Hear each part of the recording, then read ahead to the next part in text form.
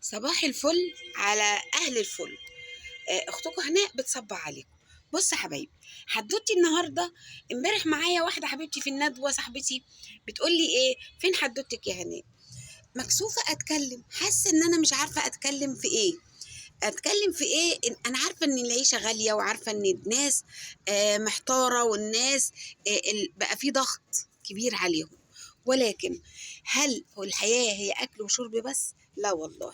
انتوا عارفين، مجرد ما لقيت آه، فلاية طلعت النهاردة كده بتقول لي صباح الفل عليكي، أنا فرحت. ده يوم جميل وطالع جميل.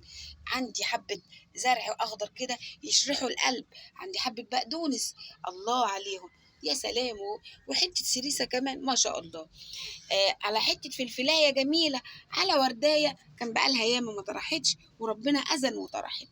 ان حد يبقى عندك دخل المستشفى يعمل عملية ويطلع بالسلامة لولاده، الله، ايه الامل الجميل ده.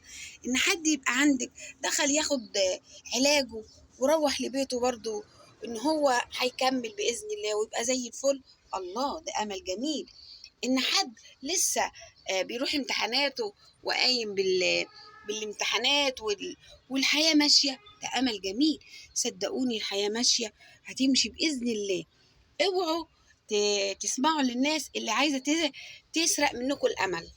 تخيلوا الأمل عند ربنا لما تكون شجرة ناشفة زي دي وطلعت يعني هي ناشفة اهي، بس مطلعة ايه، طماطماية جميلة.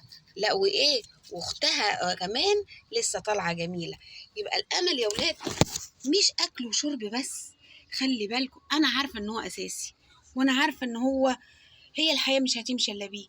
ولكن الحمد لله، كفاية إن أنت موجود في حضن ولادك، ولادك في حضنك. كفاية إن أنت موجود في بيت مقفول عليك في أمان. كفاية إن إحنا لنا بلد من الأصل. الحمد لله يا رب. صبحنا كده كلنا يا رب خير على إن إحنا نبقى في بلد آمنة.